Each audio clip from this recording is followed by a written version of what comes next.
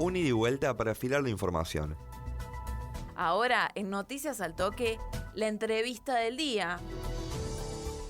A las 11:28 vamos ya a la comunicación telefónica con la diputada nacional por Córdoba, Gabriela Esteves, que pertenece al bloque de Unión por la Patria. Vamos a referirnos centralmente a lo que ocurría ayer con esta media sanción que logró el gobierno nacional para dar de baja el régimen de zonas frías. ¿Qué tal, Gabriela? ¿Cómo va? Muy buen día. Gracias por el contacto. Hola, ¿qué tal? Buenos días para quienes están ahí trabajando en el piso y para quienes están escuchándonos también. Bueno, Gabriela, ¿cómo se puede sintetizar esto? Que yo lo planteaba como un tema central de interés porque también hace a los ingresos de muchos usuarios y particularmente de Córdoba que se van a ver afectados por esta medida, la eliminación que está en tratamiento en el Congreso del régimen de zonas frías. Y para resumírtelo, primero hay varias cosas que hay que dejar en claro porque ayer cuando la miembro informante habló de qué se trataba esta ley, uno de los planteos que hizo fue que dejaban de, en realidad lo dijo al revés porque su inconsciente la traicionó, pero lo que quiso decir fue como que era quitarle a los ricos para favorecer a los pobres. Nada de eso es cierto. El régimen de zona fría, de ampliación de zona fría que votamos en el 2021, es un régimen de equidad territorial. Esto significa que las personas, las familias que viven en territorio nacional, donde las condiciones climáticas son más desfavorables, el Estado tiene que intentar garantizar condiciones de equidad para que esas familias puedan tener las mismas condiciones de bienestar que otras familias que viven en lugares donde el clima es más llevadero.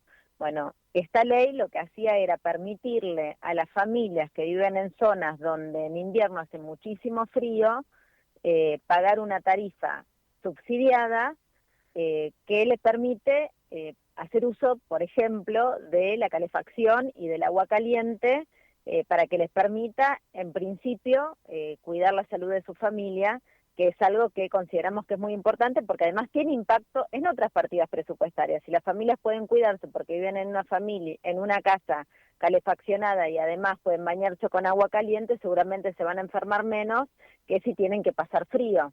Bueno, este régimen además, cuando lo pensamos y cuando lo discutimos, fue discutido bajo un criterio científico que son las normas IRAM, que son las que miden las zonas desfavorables en términos climáticos, y además fue pensado para autosustentarse. ¿Qué quiere decir esto? Que no requería una partida presupuestaria extra, sino que se constituye un fondo fiduciario en el cual todos los usuarios de la red de gas hacían un mínimo aporte que era de entre 10, 15, 20 pesos, no más que eso, pero permitía financiar el sistema, y esto garantizaba que las familias de los lugares más fríos pudieran acceder al gas con unas tarifas que iban de un 30 a un 50% menos. 30% menos las familias generales de clase media que pueden pagar una tarifa normal, y un 50% las familias que tienen condiciones de vulnerabilidad o son jubiladas o tienen una persona con discapacidad o tienen bajos ingresos. Bueno, ese criterio era el que imperaban, porque ayer decían que había que dividir entre las familias que podían pagar más y las que no podían pagarlo. Eso ya estaba instituido en el régimen. Lo que sí se tenía en cuenta era que como base el Estado tiene que garantizar las mismas condiciones para toda la población. Entonces, alguien que vive en un lugar donde tiene varios grados bajo cero no tiene las mismas condiciones que alguien que vive en un lugar donde las temperaturas mínimas en el invierno son de 10 grados. Entonces, lo que se intentaba era compensar eso. Bueno, ayer terminaron con ese régimen de ampliación de zona fría, pero no solamente con el régimen de las zonas que habíamos ampliado, sino que también modificaron el régimen de las zonas que son extremadamente frías, como por ejemplo Tierra del Fuego, como para darte un ejemplo, donde tienen 30 grados bajo cero en el invierno. Modificaron ese régimen también porque ahora no se va a subsidiar la factura en su conjunto, sino solamente el consumo de gas. Entonces, lo que tiene que ver con el traslado del gas, lo que se le denomina transporte, eso no va a estar cubierto y eso representa casi un 60% de la factura. Con lo cual, las familias de la Patagonia, que formaban parte del primer régimen de zona fría, ni siquiera de la ampliación, también van a ver un impacto directo, un tarifazo directo que va a estar rondando entre el 40 y el 70%. Gabriela, el Estado ponía plata, el Estado Nacional, el Gobierno Nacional ponía plata, ¿es un subsidio? Ni un peso era lo que te explicaba. Ni un peso ponía el Bueno, Estado porque Nacional, que era lo que te había la pregunta explicado recién. claro, la pregunta es porque también se está informando de alguna manera imprecisa, dando cuenta de que se trata de un subsidio y dando cuenta de que el Estado Nacional va a generarse un ahorro en términos económicos. De ninguna manera, y que eso también es algo que yo intenté explicar ayer en los pocos minutos que nos dan para poder intervenir. Es un fondo fiduciario constituido por aportes de todos los usuarios de la red, incluso no solamente de los usuarios, sino también de los que exportan.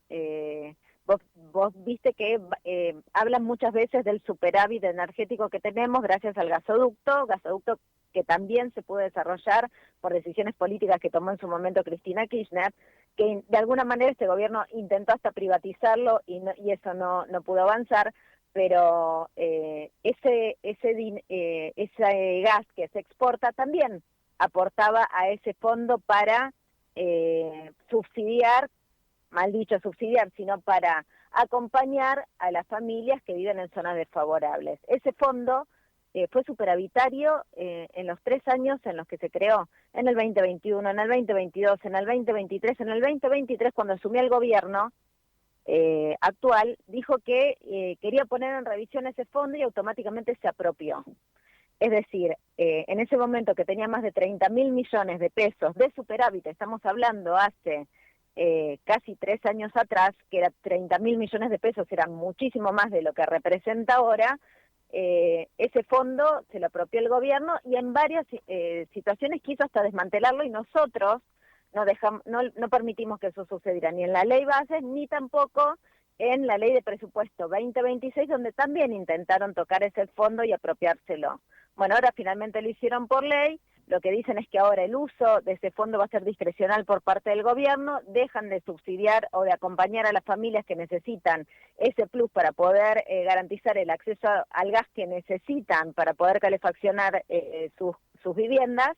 Y bueno, y la situación se va a tornar tremendamente crítica porque nosotros entendemos que este tipo de cosas para familias que viven en zonas desfavorables constituyen un complemento de salario, porque vos imagínate que ahora les va a venir a lo mejor en la boleta de gas 150.000 pesos más, 200.000 pesos más en la zona de la Patagonia, y hoy estamos sacando las cuentas con una radio que nos llamó de Río Tercero por el impacto que va a tener en la boleta. Por ejemplo, la gente que vive en Río Tercero va a ser aproximadamente entre 70.000 y 80.000 pesos más. En los que viven en Córdoba capital va a ser de 35.000 pesos, 40.000 pesos aproximadamente. Todo eso va a tener un impacto en las economías de las familias que vienen muy golpeadas. ¿Qué va a pasar con este fondo fiduciario y con el dinero? ¿Se lo da de baja también? ¿Se le da otro destino? Y como te decía recién, va a ser uso discrecional del gobierno. Ahora pasa eso directamente a disponibilidad de la autoridad de aplicación, que es el Ejecutivo Nacional, que va a disponer qué se hace con todo lo que queda como superávit de ese fondo, que va a ser mucho más, porque si ahora teníamos si tuvimos en 2023 un superávit de más de 30.000 millones, subsidiando entre el 30 y el 50% a todas las zonas frías del país. Imagínate ahora que eso se redujo, que además se reduce el subsidio en las zonas que quedan, ¿cuánto va a sobrar? ¿Cuánto se va a incrementar ese fondo fiduciario? Bueno, lo va a usar el gobierno seguramente para tapar algún otro de los agujeros que va generando a partir de esta motosierra enorme que ha recortado el plan Remediar, que ha recortado los remedios para los jubilados, las prestaciones para las personas con discapacidad, el presupuesto universitario, presupuesto para la salud y para los hospitales públicos, para las vacunas. Bueno, intuyo que lo va a utilizar para seguir de alguna manera sosteniendo el dólar barato, que es lo único que le importa porque es lo que favorece a sus amigos. Una última pregunta, ya en lo que tiene que ver con la política partidaria. Estamos en el año previo, pero ya se ven movimientos para quienes quieren conducir los diferentes espacios y el PJ Nacional no está exento de eso. Hemos visto y hemos tenido también hace algunos días la visita del gobernador de la provincia de Buenos Aires, en Córdoba, Axel Kicillof. ¿Cómo estás viendo eso? ¿Cómo ves los nuevos alineamientos y esta competencia, esta compulsa por la conducción? A mí me parece que eso es saludable dentro de los espacios políticos, que haya muchos que tengan la vocación de disputar, que tengan las condiciones de hacerlo, que tengan vocación de recorrer, de acercarse a la ciudadanía, de escucharla, de intentar construir respuestas ejerciendo el rol de representación. Me parece que es algo muy saludable. Creo que es necesario que los espacios políticos tengan esa posibilidad de democratizar las discusiones, ampliarlas, transversalizarlas, pluralizarlas. Así que si me preguntas cómo lo veo con muy buenos ojos. Creo que es algo necesario y me parece además que nosotros como generación tenemos esa responsabilidad. Así que espero que sean muchos los compañeros y compañeras que recorran, que pongan su vocación política a disposición de la ciudadanía para escucharla y para construir propuestas en base a las necesidades que la ciudadanía le expresa, y que vayamos encaminando todo eso, una propuesta política unificada que nos permita brindarle una esperanza al pueblo argentino que en este momento tan crítico la necesita. En particular sobre Axel Kicillof, que es el que de alguna manera busca instalarse o que ha estado más en la agenda en el último tiempo, ¿cómo lo ves? Y yo lo veo muy bien, es el gobernador de la provincia de Buenos Aires, es alguien que ha logrado construir una amplia representación política. Lo veo muy bien a él, veo muy bien a otros compañeros también que están recorriendo. Entiendo que Sergio Uñac también, que fue gobernador de San Juan, planteó la misma vocación política y quizás es una representación más del interior con características de ese interior productivo. Creo que hay muchos y muchas con vocación que además están en esa mediana edad, que tienen juventud, que tienen fuerza, que tienen ganas de pelear para sacar al país adelante, y es algo que entusiasma.